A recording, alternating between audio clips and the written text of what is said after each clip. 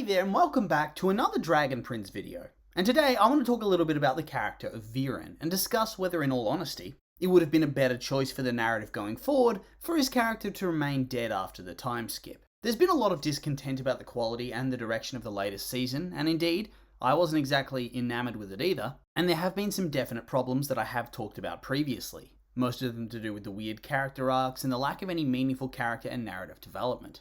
And so yeah, after Callum, Rayla and Ezran, it's now Viren's turn to go under the microscope, as we answer the question, would it have been better for the show for Viren to remain dead, at least for this season? So yeah, a bit of backstory. Viren was, pretty much right from the get-go, presented as the main antagonist of the show. Even when he was just a follower of King Harrow, he's kind of, malevolent? He didn't exactly seem like the best sort of person, and this has proven to be quite accurate, as after Harrow's death, he sends out his kids to find Callum and Ezran with the express purpose of outright killing them, or at least bringing them back to be killed at the very minimum. He then goes on to get corrupted further by Erebos and slowly but surely loses himself to dark magic. He overthrows Ezran, the son of his supposed best friend, and the woman who saved his life, fighting the Dragon King at the cost of her own. He then assassinates the rulers of the other kingdoms, leads an army to invade Xadia and genocide the elves, and ends up using more dark magic to turn his army of loyal followers into mindless slaves.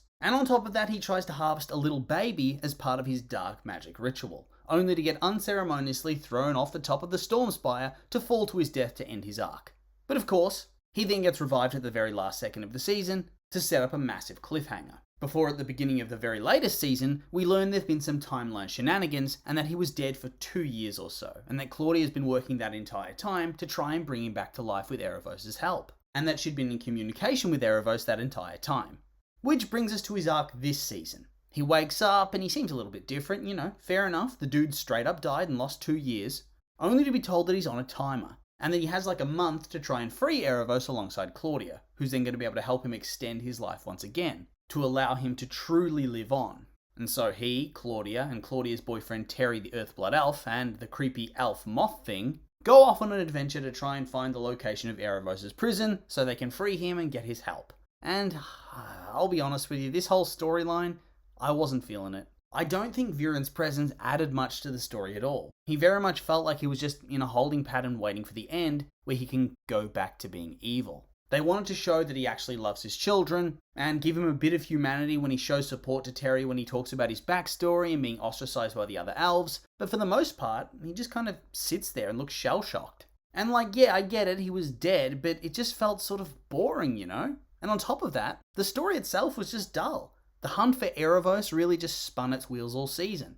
And so I can't help but wonder, should Viren have stayed dead? Don't get me wrong, I'm not against bringing him back to life, and I think it does make for a very interesting plot development, but the problem is, it wasn't done right. It could have been handled in a much better way that upped the stakes somewhat, and made things a whole lot more exciting and dramatic. But how would this be achieved? Well, why not have him stay dead throughout almost the entirety of the season? He's just, a corpse preserved by magic. I feel like this would add a lot more dramatic stakes to the season. Because having the heroes hunting down the villains to try and stop the return of Erebos, that's one thing, but the problem is the heroes have no connection to Erebos really, right? Rayla's parents were taken by Viren.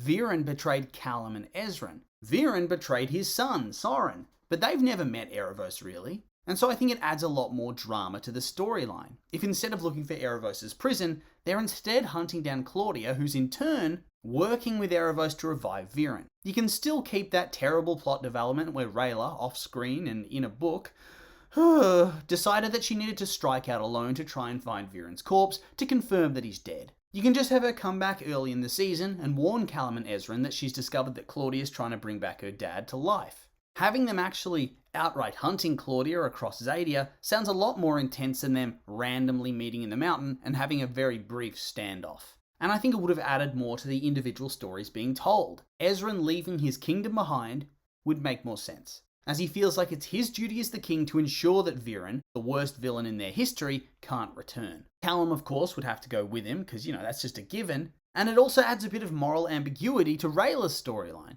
because Rayla is the reason they even know this to begin with, and thus, from a certain point of view, she was right to leave and go off alone, as if she hadn't, how would they know if Viren was going to return?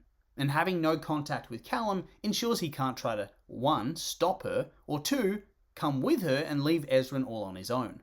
I'm not saying it would be 100% justified, but it's better than having Rayla leave and then completely achieve nothing at all in her 2-year hiatus and return looking like a complete and utter moron and us meant to just accept this.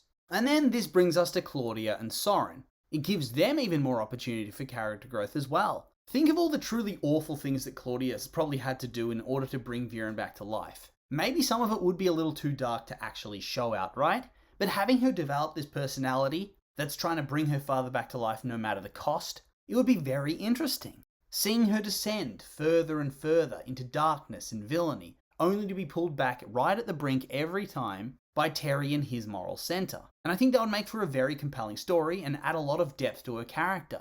And this is depth that she honestly felt like she was lacking a bit in the latest season after a really interesting build-up for the first couple of seasons. They should have showed us what she had to do. Don't just tell us that it was bad and then move on like it didn't matter. Have it play out on screen, because it adds to the tragedy of her character. Because on one hand, you have those elements of her humanity starting to bleed through. Her relationship with Terry, and him holding her back for going fully unhinged. And you couple that with her desire to reconcile with Soren and restore their sibling bond, and all of that is coming up against her love for her father and the dark path that that's leading her down. But instead, we had fart jokes and a directionless story.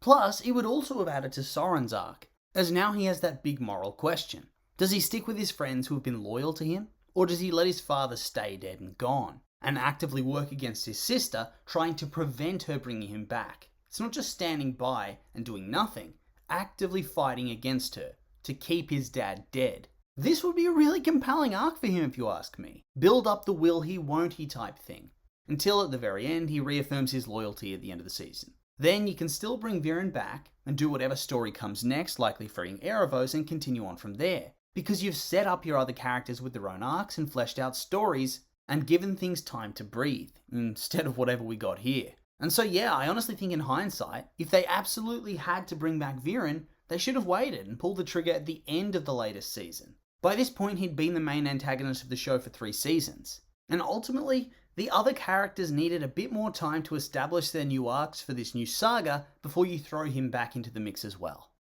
But yeah, that's all I really have to say. And so I would like to remind you that these have just been my opinions, and now I'd like to hear yours. What do you think about Viren? Should he have stayed dead for the time being, or did you like how it went? I'm curious for your thoughts, so make sure to like, comment, subscribe, and let me know.